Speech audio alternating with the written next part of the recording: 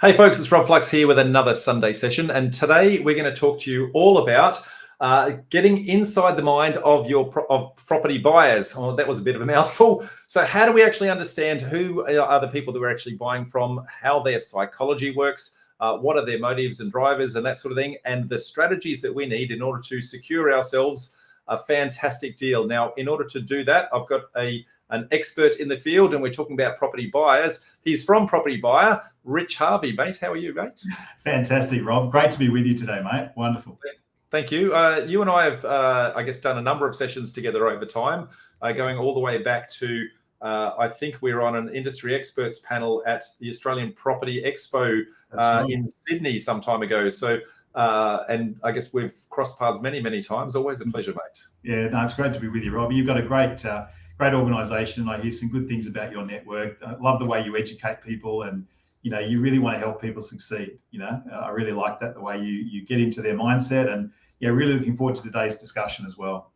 Very good, mate. Thank you. Look, so now that we've got our gratifications out of the way, let's get to business. So, Nate, there's heaps of things that we want to cover today, but I guess we're in the property development space. We're always trying to buy properties off people, but understanding who we're buying the property off is probably one of the biggest challenges that we actually find in the process, because if we don't know, firstly, who is selling to us, how do we actually start to understand how to actually negotiate with them? So now, before we talk to that, why don't we find a little bit about you and a little bit about your organization, and why are you the right person for me listening to today?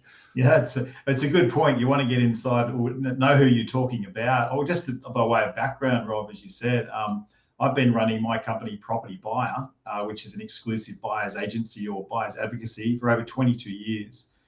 Started in 2001.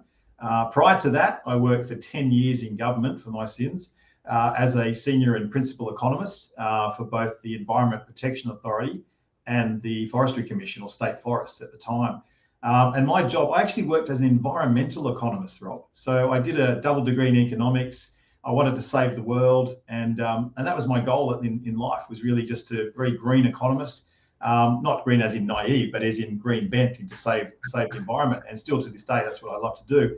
But I ended up, as I was catching the train to work every day, reading property books and going to webinars and seminars, and I educated myself, ended up buying a bunch of properties while working in government, ended up making more money from my investing than I was in my day job, and realized that there was really no one educating people on how to buy property correctly. There was plenty of selling agents, but no buying agents at the time. And so I thought, there's a niche in the market. So I jumped out of my secure, safe government job into the frying pan of business, and here we are today, 22 years later.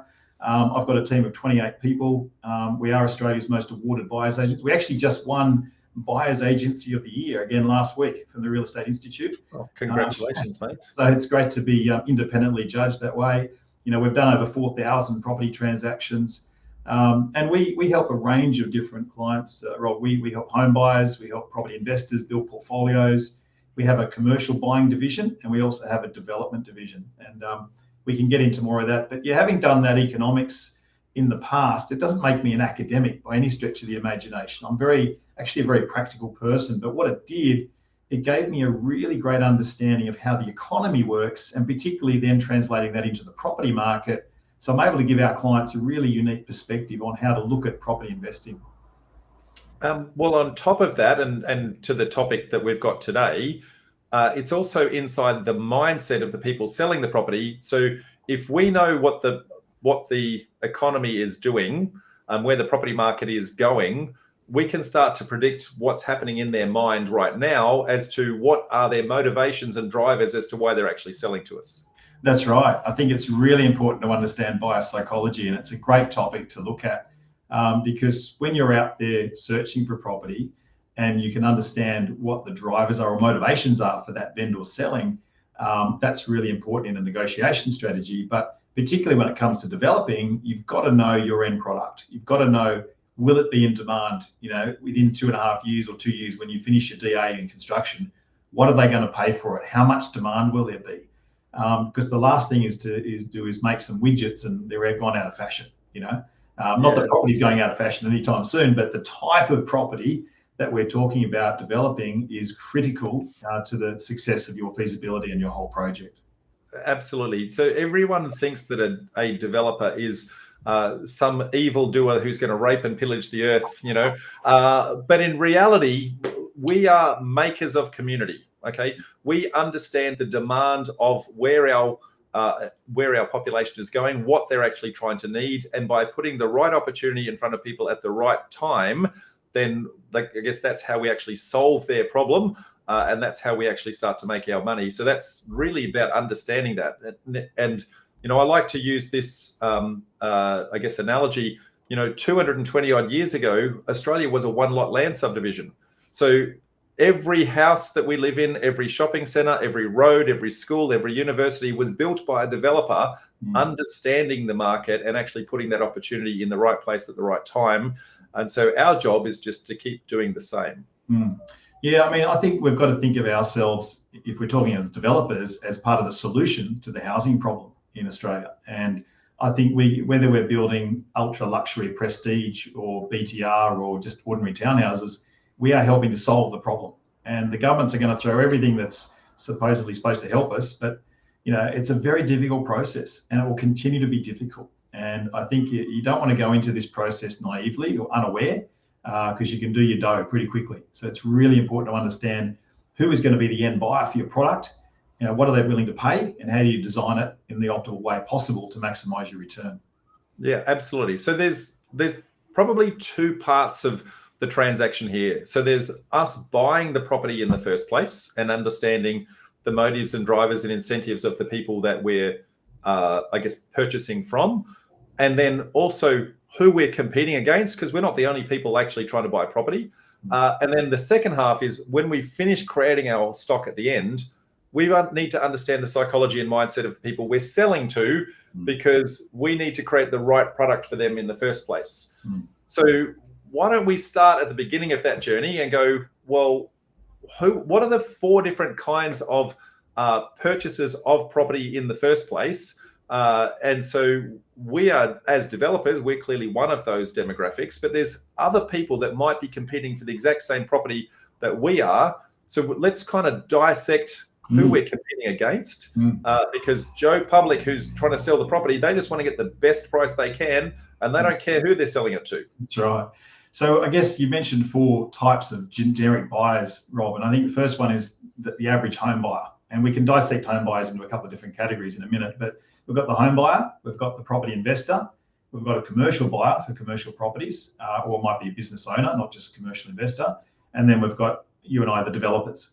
So let's look at the home buyer, because sometimes when you're trying to buy a property as a developer, it may reach a point where it's not viable anymore because your feasibility says it's going to deliver 9% instead of 22% or 30%, whatever your hurdle rate is. But it's actually worth more to that home buyer because they're emotional, right? For them, they love the view, or they want to be close to the shops or near that particular school catchment. So for them, numbers don't mean as much to them as in, I need to be in this location because I want to be here next to my family or that particular amenity value. So just bear in mind that when you're coming up against an emotional buyer, it's going to be challenging, and you've got to know when to bail out. The other kind of buyers that we talked about, Rob, is first home buyers. Unfortunately, they're pretty naive. They need the most help but can least afford to pay for it in terms of our business, right? I've even helped. I even salvaged one deal. I remember years ago, we had a first home buyer, and he was so nervous about missing out on the property. When I was negotiating for him, he rang the agent and offered him full price after I'd made my first offer. And I went, what have you done? Seriously? Anyway, I managed to salvage it, got 10 grand off, and said, this guy, he just spoke out of line. Anyway, so we've got to, unfortunately, first home buyers do need some help. But they are, it's hard for them to get in the market because, the cost of deposits have gone up so much, interest rates have gone up. It is really challenging. And then we've got the other types of buyers. It's the upgrader or the aspirational buyer that's moving up the property chain. They might be having 2 kids. They've got to move out of the 2-bedroom unit. They need more space for the kids to run around. And they need to buy the 3, 4, 5-bedroom house. They're the upgraders. Then you've got the other empty nesters and the downsizers. So there's sort of a stage after leaving home. I mean, my kids have just left home. I'm actually one of those. Can you believe it? I'm an empty nester. It's incredible. I'm in a 6-bedroom house and me and a cat. We're loving it, but we're not moving anytime soon. And then you've got, I guess, between empty nester, then you've got downsizer, which might be sort of people in their 60s or 70s. And then you've got seniors living, and then you've got aged care. Now, each of those demographic or buyer groups have very different needs, Rob. So for the first home buyer, very limited by budget. They're typically going to be buying apartments or townhouses, unless they're buying in the outskirts of the suburbs and the outer city areas. The upgrader, they want a much larger home. They need the home office. They need, the swimming pool. They want all of those things that aspirational buyers want. The downsizer is done the family thing. Now they want to consolidate. They're selling all the furniture. They're sick of mowing the lawns and doing the gardens. They just want to get something that's low maintenance, walk to beach or walk to cafes. And that sort of product is really in high demand. There's a big niche market there. I've got to say that's a huge opportunity. They can lock it up and go around the world for 2 months and come back, and yeah.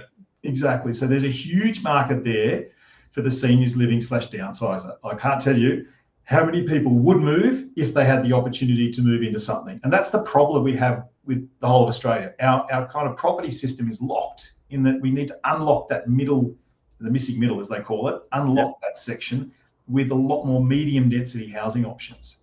That would really free up a lot of stock. But the well-heeled, cashed up downsizer, great product to be developing wherever you can get your hands on that sort of site. Very hard to find, but if you can get your hands on those sites. And then, seniors living. And then also, if you want to get into aged care, a lot of people, Australia is an aging population. We're going to need a lot more higher quality aged care facilities, both low care and high care down the track.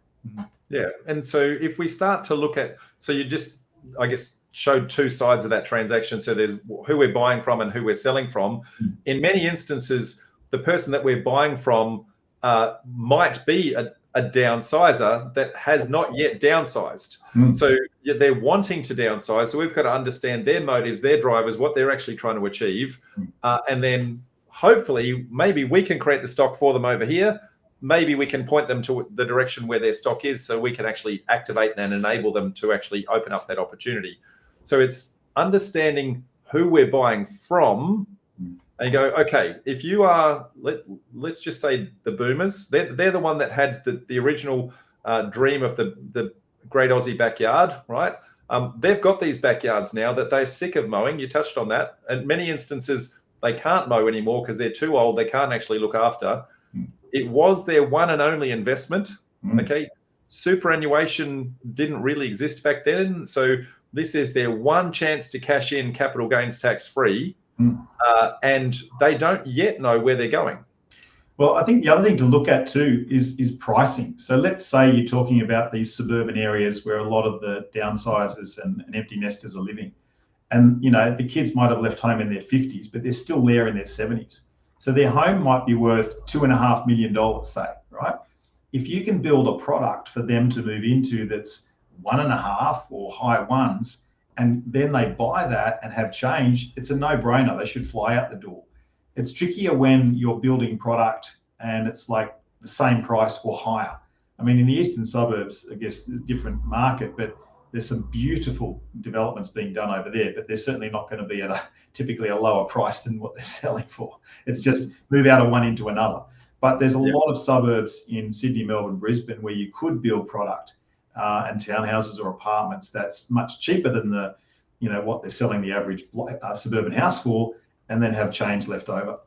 Yeah, and a lot of instances when we're going into these negotiations, we're making it about us. Hey, I want to buy this property at some super bargain. But if we actually recognize that person in there, well, they've been there 20, sometimes 30 years. The house is old, it's creaky, it's drafty in the middle of winter, freezing cold. They want this not just from a maintenance perspective, but also from a money perspective. They actually want this from hey, I don't want to freeze in winter. All those sorts of things. So we need to understand their position and go, well, how can we actually unlock the opportunity as to where they're going to go next? And when we start to look at their needs as opposed to their wants, quite often their wants disappear. You touched on a really good point actually there, which I'll raise, which is community, right? A lot of these people that are downsizers might actually have become divorced, or one partner's sick, or and their kids have moved out, so they're actually lacking community. If you can build a development of, say, a boutique block of 10, 20, you actually can create a community for these people, and they'll love it. I mean, I just think of an example. I live on the Northern Beaches, and there's a development done by Platino called Jardine, just near the Frenchs Forest Hospital. And very cleverly, they actually got the owners before, when they sold off the plan, they kind of somehow got the owners to get to know each other at different events and canapes and whatever. And they're still waiting for the stupid occupation certificate. It's been delayed forever, which is COVID. But they're really clever in the way they've created this marketing around community and created a community room and that sort of thing. So I think if you can do that sort of a sales technique, it's very, very positive for the outcome of your developments. Yeah. So who are some of the people that we're buying from, and what are some of the motives and incentives as to why they would be selling a property? So if we look at, if we just look at some of the people you can buy these properties from to develop, often they're going to be, as we say, the downsizer age group, and they may not have the nous or the wherewithal or knowledge to want to go and do a development. They just simply want to maximize the price for their block. And I think it's just important to understand that they possibly need timing, as in they might need longer for a settlement term because they haven't found something. So if the property's off market, not through an agent, make sure there's plenty of flexibility, which will work for you as a developer, and offer them really long settlement terms like 9 months, 12 months, which is great. You know, you can even start getting your DA in that time if you can get that property locked away. So understanding that they don't want to give it away, but I would go in certainly well prepared with evidence and go in showing what has recently sold in the area, give them examples, and prove that you're not trying to pinch the property from them. I think they'll smell a rat and run a mile if you feel like they're being undercut in any way. So these people, it's very much about trust and knowing that the property transaction is going to go through and not fall over, to show that you're financial and well-heeled, and that will really help you a long way. Yeah. There's also, I guess, the potential that there are people that are distressed with their sales. So, for example, they might have bought at the peak of the market. 2 years ago, when interest rates were super low, interest rates have now gone rocketing up.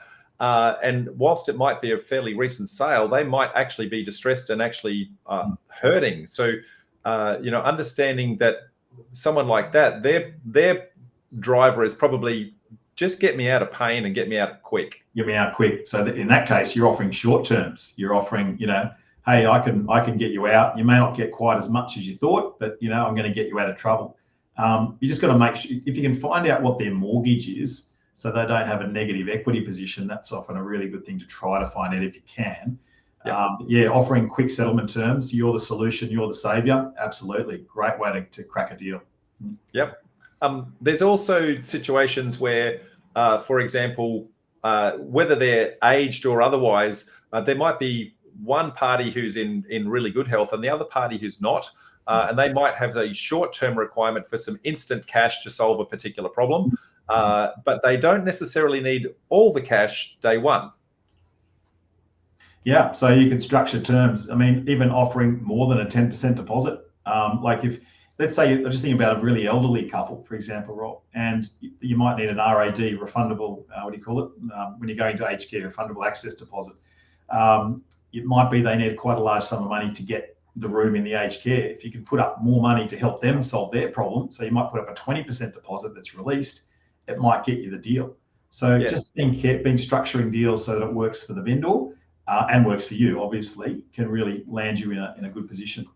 Yeah, the key word that you said there, you said it really quickly, so I'm going to slow it down for everyone else to catch, and released. Because there's no point putting a large deposit into a trust account while you're waiting for extended settlement terms and it just sits there doing absolutely nothing, right? If you can release that to the other side, they can actually access that and then go and spend that to actually solve their immediate urgency. That can actually solve a whole bunch of pain points. So it's about understanding how big that is, or in many instances, how small that is, because sometimes they don't actually need a lot. Yeah. I mean, your lawyer will probably advise you not to release it. But again, you've just got to make a commercial decision and a risk decision as to how good that deal is. And I would say most of the times you'd probably be okay to release it. Well, subject to passing due diligence, obviously. Exactly, Rob. Exactly. Yes. What any other scenarios that you tend to come across that are fairly common, where there's a particular set of terms that somebody's actually looking for? Good question. I'm just trying to think of other ones, Rob. I mean, I think another one that I'm personally trying to do more of is to find owners that are somewhat sort of savvy, commercially savvy, and they know their block has got some development potential, but they don't know how to realise it. And they might have even called a couple of planners, tried to think about doing a DA, and they don't really want to sell, but they don't really want to develop. And we come in and offer them our expertise in doing a 50-50 joint venture with them. And we structure that any number of ways. Sometimes it's a straight 50-50 profit share. If we're bringing in all the equity and we're just taking over, we might give them 20% profit share.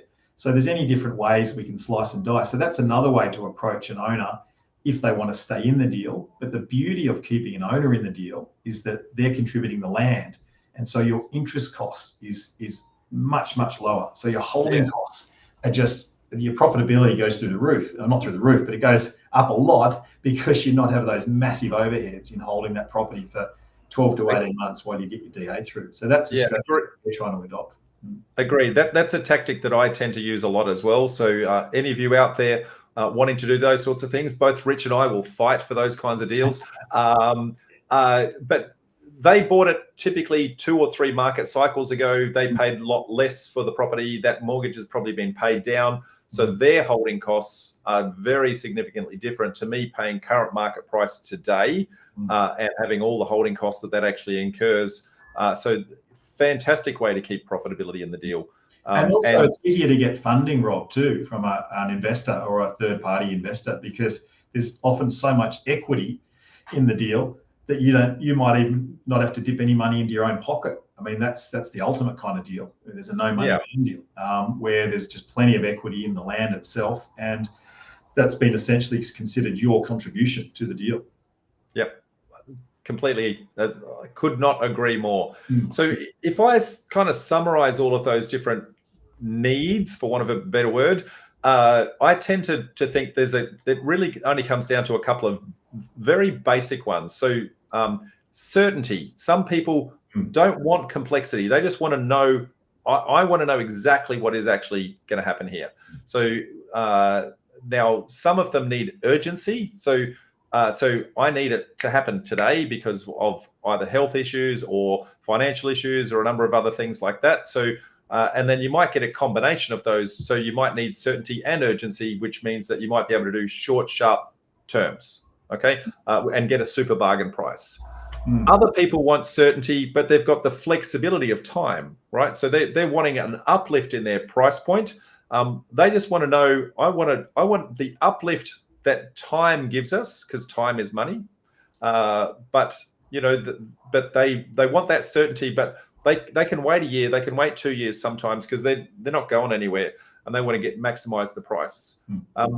Others, I guess, the greed gland, for want of a better word, and they're willing to do, as you just touched on, where they're wanting to maximize the return out of the property and are willing to use their property, share the risk and share the reward. I tend to see those primary drivers are the ones that kind of, time, either fast or long, urgency, and I guess the greed gland are the ones that kind of kick in the most for me. Another one I just throw is simplicity. And in terms of the type of contract that you enter into with the owner, I've tried to do deals with options, and some of the older owners, their solicitors just go, no, I'm a suburban solicitor, I don't know what you're talking about, I have no idea, and they don't want to complicate it for their clients. So as much as you want to do a put and call option or call option, sometimes you can't do it. So you might be better off to just consider a straight sale with a delayed settlement.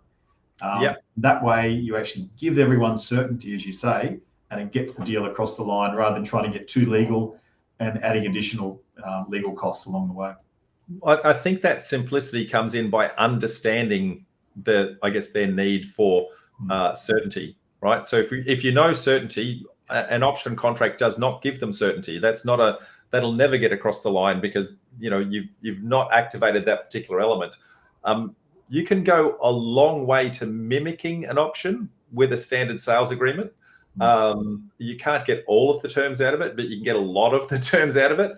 I find an option agreement runs out of puff about halfway along. So you can control the property up to a point in time, but because you have to settle in order to construct, the cash is required at that point in time. But if you have a delayed settlement with early access, the person has certainty the transaction's going to happen. They're quite often able to let you come in and maybe dig up their backyard and put the sewer and stormwater in, or maybe do a reno on the house, or some instances even knock the house down and start construction because they've got the certainty of the outcome. Exactly. And so that tends to, in my opinion, be between a JV with a landowner. That's probably my second favorite, I guess, outcome where humanly possible. And an option's in the running, but it's not right up there for me. Yep. Really good points, Rob. Okay, so we understand, I guess, who we're actually starting to deal with now. Let's start to think about, we need to sell a finished product at the end. So we need to understand the motives and drivers of the people at the end. But firstly, we need to find out, who is that person actually going to be?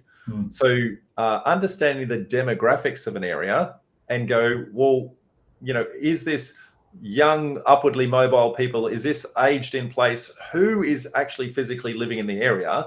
And what is the product that we actually need to create for them? Yeah. So I think there's two things here to look at, Rob, is how do we find this demographic information? One way is just really simple. We talked about many sessions ago about wearing out shoe leather. So literally visiting the local area, going to the shop, sitting in the cafes, just observing people going in and out of Woolies. See if there's a boutique butcher. I remember Peter Kalouzos, the property professor, always talked about gentrification. If there's an upmarket butcher in the area, watch out. That suburb's going through gentrification. It's just one little indicator. A bearded barista is the other one. Yeah, bearded barista, whatever, who rides a bike to the cafe. But actually just literally getting a feel for the area is a really great way. Is it multicultural? So that's on one side. That's the physical, getting out there, doing inspections sort of thing. But on the other side, sitting behind your computer screen, for all the data nerds out there, there's a number of different ways you can get information. Obviously, the main government website, ABS, Australian Bureau of Statistics, has a lot of data. But there's a really great website called Microburbs. And I actually know the owner, who's actually works out of our office now. And they've got some fantastic data points, very, very detailed, very in-depth. They look at crime rates. They look at turnover. They look at all ethnicity. Look at religion, like all of these different types of demographics, average median age, sex distribution, all of those things help to build a picture of the type of person that's living in that area. Particularly also looking at percentage of owner occupier to investor, and the average age of people and average turnover of properties in a suburb is critical, because Australia's getting older and our demographic is going to require a different kind of housing as they go through the age cycles. And it's really important to understand how to interpret that data, but firstly get that data. Rob, what are some other websites or places people can get good demographic info? Well, I'll throw one out there, which is National Property Data. So I guess that's a product that I'm a director of. It's the alternative to, I guess, some of the other ones that'll go unnamed, to help you find your sales research. So what is, I guess, your raw site going to sell for, and what is the finished product going to sell for? Give you some insights into that. It also allows you to interrogate the data in a lot of different ways, not just giving you the demographic side, but also seeing, well, how much competitive stock is actually out there. So same land size, same zoning, same frontage, what's actually out there. So none of the other guys can actually do that. So National Property Data.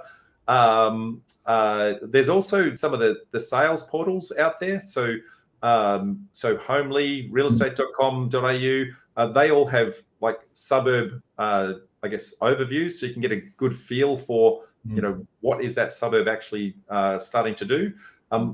I like to use one called Walk Score. So Walk Score gives you, well, how many cafes in the area, or how many shops are in the area? How long will it actually take me to commute to work? How long would it actually, by bicycle, by train, by car? You start to understand the livability of the area. That all of those kind of go in there. They're probably the big ones that I tend to use. Yeah. There's another one I'll add to the list, and it's called suburbsfinder.com.au. A guy called Gilbert Melga, again, really great data analyst, has put that together. And that's got some pretty cool information that you can get on various areas, really build up a suburb profile and get to know an area in terms of all the demographics as well. Yeah.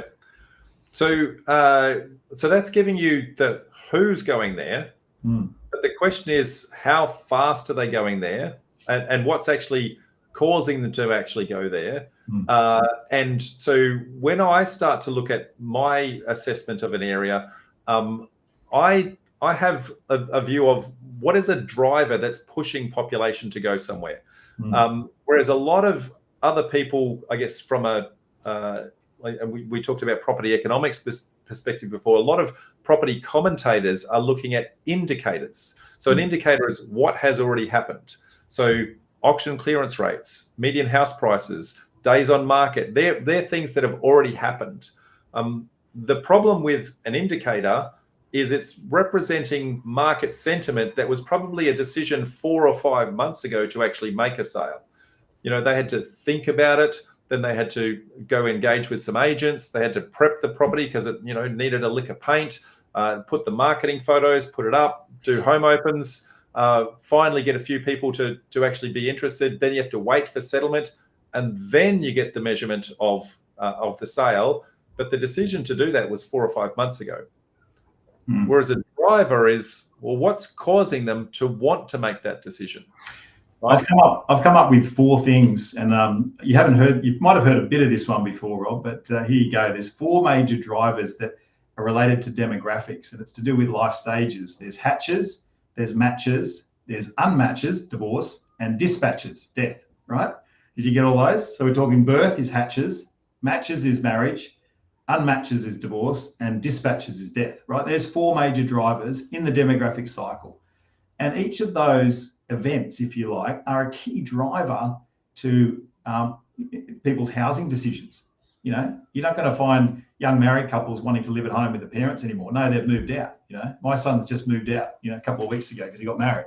I think when people get divorced, suddenly there's 2 properties needed. So it's adding to the burden of housing supply. And when people die, unfortunately, they've got to sell the estate. So there's all these kind of drivers create opportunities in the real estate market for transactions to happen that you can, as a developer or investor, can capitalize on that as well.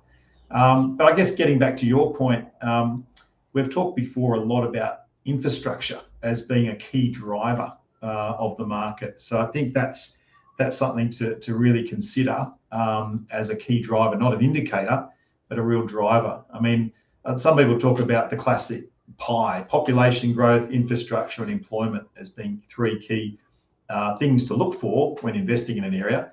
But I think you can unpack that in a lot more ways, Rob. Yeah, and for those of you who've been following me for quite some time, I do a number of presentations on the 16 key drivers that actually sit out there. They fit into 4 major categories. So government spending and incentives. So infrastructure being created. So that might be roads, schools, hospitals, universities, those sorts of things. They create jobs.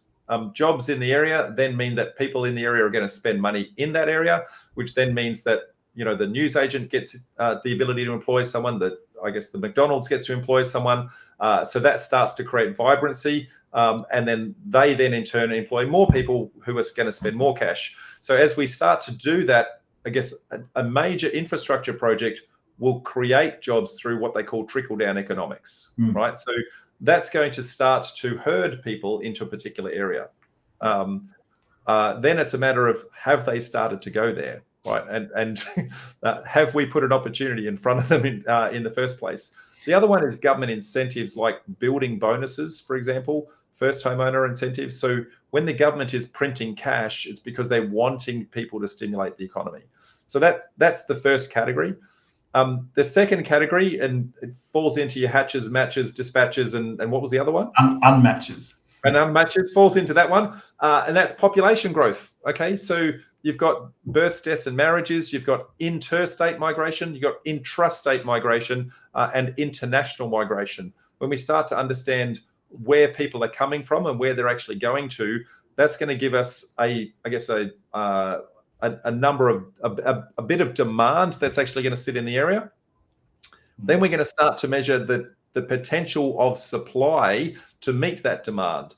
So you're going to talk about how many development approvals in an area, how many of those development approvals actually went through to building approvals, because about 40% of development approvals get actually constructed in the end, and that's because a lot of people are putting the wrong DA in place and they're not commercially viable. So is that potential supply actually there? And then lastly is the finance approval. So you get development approval, building approval, finance approval. That's actually telling you how much of that demand is actually being met. And then lastly, the actual affordability of things. So inflation and interest rates and macro-prudential regulations that say how easy it is actually to get a loan and that sort of thing. So when you combine all of those things together, I have a concept of headwinds and tailwinds that actually start to say, are all these things working for you or working against you? And what does that mean as to where the market's actually going? I just raised one point, Rob, and you might disagree with me on this. In terms of government spend as being a big driver, I think it doesn't always, like if the government's spending 50 billion or 100 billion in a certain area, it doesn't necessarily translate into $100 billion worth of housing demand. I'll give you an example of this. Correct. So let's talk about Gladstone, for example. I remember many years ago, Gladstone was touted as being the best investment town because they've got 3 LNG, liquid nitrogen gas plants going on, upgrading the aluminium smelter and the steelworks, whatever. But how many workers were actually required there? Now, so many developers rushed in, built stuff, it got a bit oversupplied, and then because of the commodities boom, it kind of tanked. And unfortunately, quite a few investors got burnt. Another example is at the moment, we've got the submarine contracts being issued. And I can't remember, I think it might have gone to Adelaide. I think it's 380 billion or something. It did go to Adelaide, yeah. Okay, it's gone to Adelaide. So that doesn't mean, Adelaide's a great town, but I'm just saying it doesn't necessarily mean that Adelaide is the ants pants for all developers. Doesn't mean $380 billion worth of housing needs to be built. There's certainly specialist engineers and electrical people, whatever, needed to build those submarines down there. But it's, just be careful about how much credence you put on one particular kind of spend. One of the best infrastructure. That said, I've got a plug for Adelaide though for a different reason. Yeah. Adelaide is still deemed to be a regional town. And so when international migration comes in, skilled workers, quite often one of their conditions coming in is they need to go to a regional area. And so Adelaide is one of those, quite affordable areas to actually go to for them to qualify, to become Australian residents. And so they're picking up a lot of population from international migration just for that one simple reason alone. Yeah. So what was the other thing I was going to say? Just about another piece of critical infrastructure is health and all the health related infrastructure. So it might be a new hospital is built and there's going to be a lot of spin-off infrastructure around a hospital, specialist doctors, consulting rooms, other health professionals. At the moment, we're engaged, I can't say where, but we're engaged by a specialist health group to find a site to locate a lot of doctors next to a hospital. And that's been quite challenging to find a site. We found one, but it's been quite challenging to find one for that particular client. Another example, again, back in French's Forest, the new hospital's been built. A lot of the area around it has been rezoned for residential and a new town centre has been built.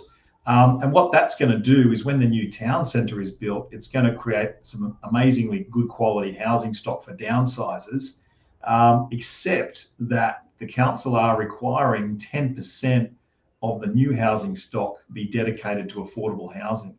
So around in certain pockets there, 10% of your, not just your profit, but your gross revenue, bang, is gone. You have to give it to the council. So it's killing the feasibility of a lot of developers. So it hasn't been as, fought over as I thought it would be at first, just because of that restriction. So just be careful, do your research and know what the LEP says, what the DCP says before you go into an area. and make sure you do your research on your resale value, because it's capped. It's don't put in an overinflated resale value. I'm sure, Rob, you hammer this point home, but it can, be conservative, build in a contingency, because it could go the other way if we have another crash or crisis of some sort. Yeah, absolutely. And I guess just having a minor dig at governments who make those sorts of decisions about the housing affordability. And I understand the intent behind it, absolutely. But if a developer can't make profit, then they can't do the project at all. Correct. So you kind of lose all of the housing at all. And the simple fact of putting housing affordability in drags down the price, the peak price point of the better product, because they don't necessarily want to be having I guess disparate property near each other, and so that drags the entire project down. So it can be counterintuitive to mandate those outcomes. I could probably go have a whole Sunday session just on that. So maybe we come back. That's for another day, mate. We'll bag government out another day. So. Can we? Can we? Don't get me started. I reckon the point we should just come back to, if I don't mind, Bob, is just talking about the demographic, and what is going to work for that particular demographic. Because I think particularly around designing your end product to meet the needs of each demographic is a critical factor here. And I want that to be a big takeaway from the session today, is that if you are building, for example, seniors product, don't build 770 doorways, build 1 meter doorways, right? Build wide, nice big rooms, have a big balcony, give a sense of space, and make them 3-bedroom apartments, because they're going to be, the people buying these are coming from a house, right? They don't want to feel enclosed. You've got to suck in the light using really clever orientation and big glass windows. You need an indoor-outdoor flow. You need a kitchen that's not tucked in the corner. You need a study nook or study room. So the features that I'm talking about are really important to your local downsizer market. Research that, look at what's been sold, and make sure you spend lots of time with your designer and architect getting that right. Yeah, absolutely. And I guess a little bit past that age group from the downsizer, then they start to, I guess, get to the age in placer, and they want similar features but for different reasons. This time the doorway needs to be a little bit wider because it might need to have a Zimmer frame or a wheelchair go through it. Now the kitchen needs to be more spacious so they can navigate the exact same things around it. Now you're going to have some ground floor rooms because they don't necessarily want to be able to navigate stairs. So there's lots of different reasons why those products need to be sitting like that, and do simple things like reinforce the wall behind the shower and behind the toilet. So if you need to put a handle at some point in time, you can just bolt it in, right? Little things make space for a lift well to go in, even if you don't install the lift day one, right? Those sorts of things will make aging in place much more attractive to people, and they'll want to stay there for 15, 20 years. Yeah. And having enough storage, not too much storage, but having enough storage, because everyone's got more stuff than they need. Yeah, ain't that the truth? Which means, longer term, perhaps what the Americans do with basements might start to become a little bit more in vogue. We don't tend to do a lot of basements here, but creating that space underneath where it doesn't count as a story might actually start to become a bit more attractive. I think it's tricky to get it through council, but having double parking, particularly for 3-bedroom downsizer apartments, and adding a storage room, for example, it might be 2 by 2, and having that at the front of the double space is critical. And that's the way to get that extra storage in there. I guess some of the other demographics would be, young families. So they're typically, whilst they still want potentially housing affordability, they still want to have a backyard. Kids need somewhere to run around. And if you can't have a backyard, then you need to be close proximity to a park, or within the complex that you're actually building, have something that might allow the kids to run around there. So, be thinking about those sorts of feature sets. Exactly. Another one, again, just go back to the downsizer, is you might just build a cheap community room, or if the site's big enough, put in a community swimming pool. I think pickleball is taking off in Australia, like a little mini-sized pickleball court. That creates a sense of community. It wouldn't cost much. Put it next to the barbecue area, 20 square meters, great. Like adding those little things can make a big difference to how it's perceived when you go to sell it. Yeah, well, days of lawn bowls are starting to pickleball's taken over. Okay, what else? I think we've kind of nailed getting the right kind of product for the right demographic. Maybe we're talking about negotiation. How do we get it? How do we nail it? Yeah. How do we nail it? So what are the common mistakes that happen in negotiations? Yeah, look, we don't make them. We see them on the other side of the fence when we're watching, observing at auctions, and people just overbidding, making an emotional decision. I think that's what is probably the biggest one is, Rob, is people just falling in love with the place. As a developer, you shouldn't be falling in love. The numbers will tell you what's going to work. But I think it's probably going in too hard too early. You've got to keep some wiggle room in. Also, you've got to go in prepared. Don't go in just because you found a site, think you've got to make an offer within 24 hours, unless there's major competition. Go in with a really considered strategy, and go in with an evidence-based offer. So what I mean by that is look at 4 or 5 sales on properties that you're bidding on, and give that to the agent. Say, hey, look, I'm offering you this because ABC down the road sold for this price. And then the agent's or the owner as well, has got nothing to fall back on, unless they say, hey, but I need a premium. We say, well, I'm paying you a future price. I'm paying you the price today, not in 2026, Yeah, absolutely. And on that, I guess there's a small segue. When we understand somebody's needs and their wants, not necessarily aligned, if they need short, sharp terms, then that dictates my price, because I'm the one who's going to be taking on the risk of the project and the risk of the holding costs. Correct. And the cost of the holding costs. So if their need is short, sharp terms, then sharp price. Yep. If they want the sharp price, that they want the premium price point, then what terms do I need to have in order to get that? How do I defer some of my holding costs? How do I share some of the risk of the project? In the end, there's only really 2 levers you can pull: time and risk. So which one are you going to give me? Because time I can calculate. I know exactly what my holding costs are because I can work it out down to the dollar.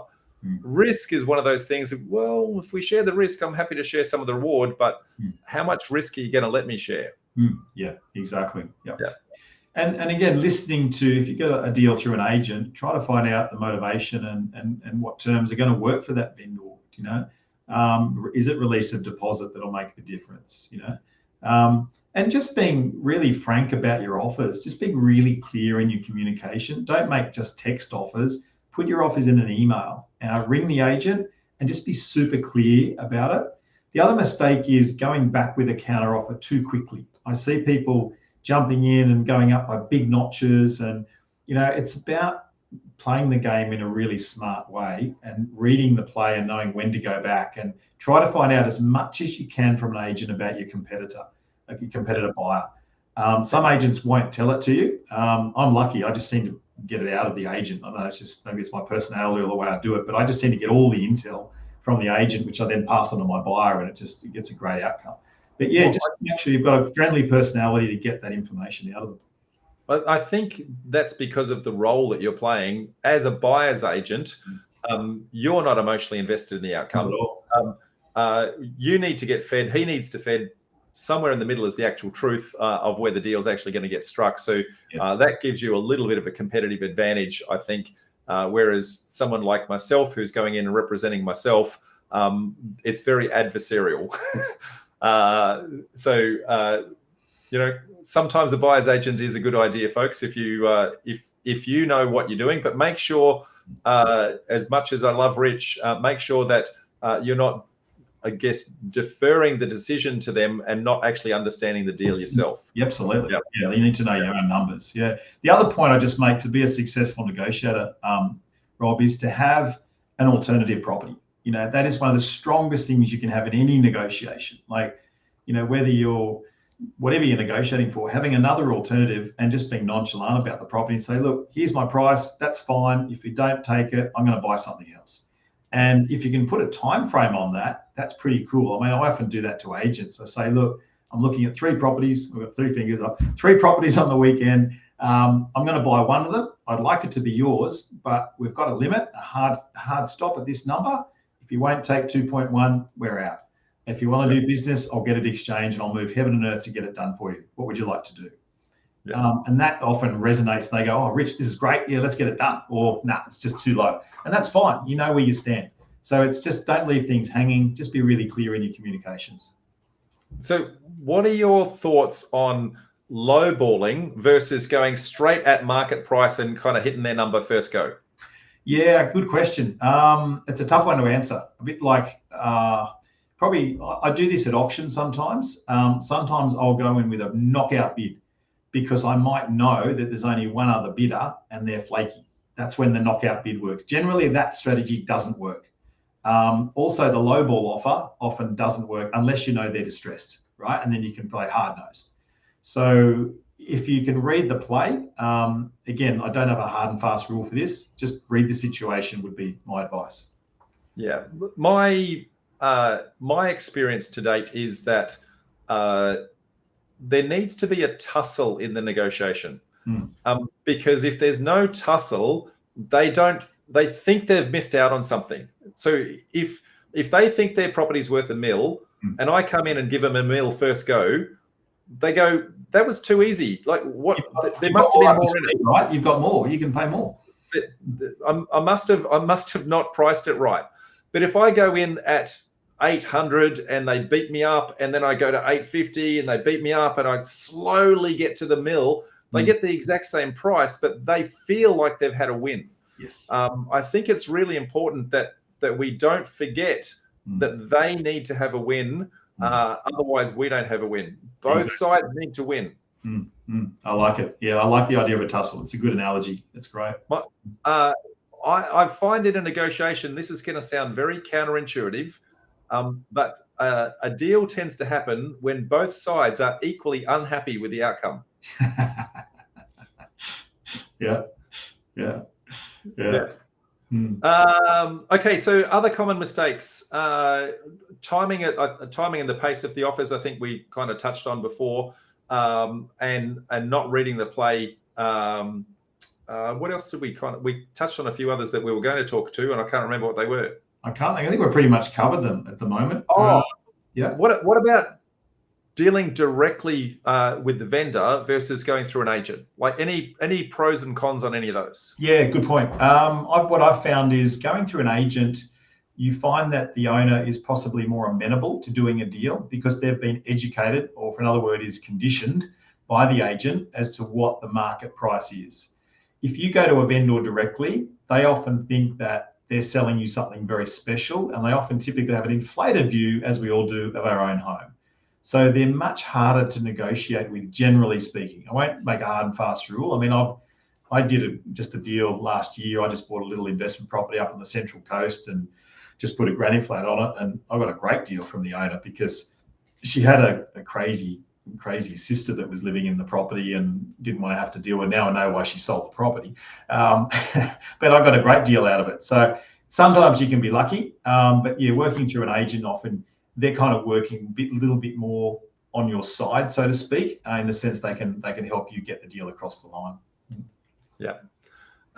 Okay. So what about how to start to farm the opportunity? So a lot of people in our community tend to do letterbox drops and door knocking and build relationships with agents. Like, is one better than the other, or is it a case of D, all of the above? Yeah, so I think what you've got to do is prospect with all the above, with D. The answer is D, it often is D. And it's a bit like the fishing analogy. You're not sure which bait is going to work, which fishing line the fish is going to grab on. You got to have hooks and lines out both sides of the boat. And you got to work the local market. And, you got to work, I work social media channels. I do direct letterbox drops. I have awesome relationships with agents, which takes years and years and decades to develop. But you want to be the person that they first call. When they've got an opportunity, you want to be the first person on their address list, on their phone that they call and think of. I'm going to ring Rich or I'm going to ring Rob, because you've got relationship and you've done deals. And I guess that's why we're in a bit of a unique position, Rob, because we do bring really qualified buyers to the table and we know how to position a deal to get accepted. And I think you asked me possibly to share some secret sauce with your community. I'll tell you a little trick that I do is I send out letters to direct to vendors in particular zoning areas. And my letter's pretty simple. It just says, dear, I look up the name using that other website. Dear owner, I'm interested, I'm reaching out because I'm interested to buy your property. Or I say my client is interested to buy your property. And I talk about who I am. I act as a buyer's agent. I don't charge you any fees. You'll have to pay zero commission. I list all the benefits of dealing with me directly versus selling through an agent and going through this process. So one is they pay zero commission. Two, they don't have to prepare the property for sale. They don't have to style it. They don't have to pay for renovation works. I'm happy to give flexible terms. So I'm just give them some context on who I am and why I want to buy the property. Then I say I've got a financed, pre-approved, cash buyer, whatever, ready to go. So it's like, here's the answer to your problem. If you're willing to sell, I'm the answer to your problem. And it's just a one-page letter. If you're interested, here's my mobile number, here's my email, love to have a chat. It doesn't need to be any more complicated than that. If you don't do a 3-page letter of, how many developments you've done, they don't care about that. All they want to know is you want to get that phone call to be able to go around, see the house, make an assessment and get the conversation and get your foot in the door. Simple as that. Very good. And the other thing that I would say to that is don't send one letter, folks, because almost guaranteed Joe or Mary, whoever opens the letter, they're going to read it and go, that sounds interesting. I'm going to talk to the other half later on this afternoon. They put it on the coffee table and they forget to have the conversation. And 3 or 4 days later, they actually finally have it. They look on the coffee table and someone's thrown the letter out. And they go, well, how do I get hold of Rob? How do I get hold of Rich? So send a second letter, folks. Remind them who you are. And it shows you're interested too. It shows you're genuine if you do 2 letters, like not 2 days apart, but a couple of weeks apart. And it shows you're genuinely interested. They go, oh, that's right. I got that letter from that bloke. Yeah, what's his name again? And they might give you a phone call. Yeah. The other trick to this, you might send a letter to them and they might hate the fact that you've contacted them directly because they only ever want to go through an agent because they never want to deal with the negotiations directly themselves. So you've activated the buyer, but also the seller, I should say, but someone else is going to get the transaction. So if you don't have a relationship with an agent in the area to also go door knocking, you don't get the opportunity to capitalize on the fact that you've activated them. Yeah. And the exact opposite is true as well. You send an agent in and some people don't want to deal with an agent and they only want to deal directly with you. So if you don't do both, then you're going to miss out on at least 50% of the opportunities. Sometimes we've actually contacted local agents and given them lists of streets to go through to prospect for us. And it turns up a deal. So, and everyone's happy. They get a deal, they get paid, we get a deal. It's great. Yeah. Yeah. Well, I rather than give an entire street, I prefer to give 10 select properties, for example, and say, these are the 10 that I'm super interested in. If we can get these at market price, I'm your buyer. Yeah, correct. Yeah. Mate, wrapping up all of that, what are some key takeaways and some action points that we should actually give these people to capitalize on the opportunities? Well, I think the whole topic has been around buyer psychology. So don't think that buyers are numpies and don't know what they're doing. Buyers have very specific requirements in their head, real or perceived. And it's about understanding the demographics. So as I said, do your research online and in person. So you've got to do both. It's an art and science doing this development thing. So get out there, meet people, ask them what they want, get some great intel. You've got to form relationships with local agents to really understand and ask them lots of questions. Who's coming in from out of area? What are they looking for? What prices are they willing to pay? Who's willing to pay overs and what are they paying overs for? All of these I'm really curious. So I love talking to agents at open houses. You get a lot of information, record that, use it. Then you've got to design or find an opportunity, then design an opportunity to fit that demographic. So know who your end buyer is, and know what the maximum prices they're going to be willing to pay per square metre, and then feed that into your feasibility. That's really important. And look at the drivers of price, not just the infrastructure drivers, but all those other drivers we talked about in a local area, and really make sure that your project is going to stack up long term and de-risk it as much as possible, and make sure you have fun along the way. Yeah, I'd probably add one more to all of that. So I guess that's looking at it from our lens, but we also have to look at through the lens of who are our competitors. So the other people who might be buying, if it's an emotional buyer, then they're likely to be paying more for the property. So if the house has intrinsic value, then chances are you're not going to see the uplift in that value because you're going to knock it down, right? But someone else emotionally might. So you've got to understand who your competitor is, and understand that from time to time, whilst you value it at one thing, someone else might value it at something completely different. And so understanding that is a key to actually keeping your own sanity when you get knocked down and knocked down again. So they're probably the tips that I'd throw out there, mate. No, they're great. Awesome tips, mate. All good.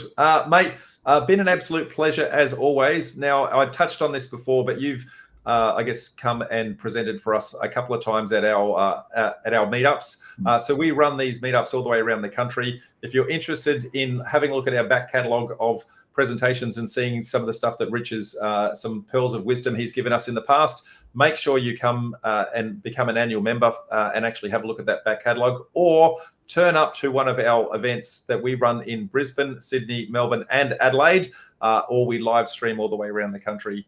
So I guess make sure you do that.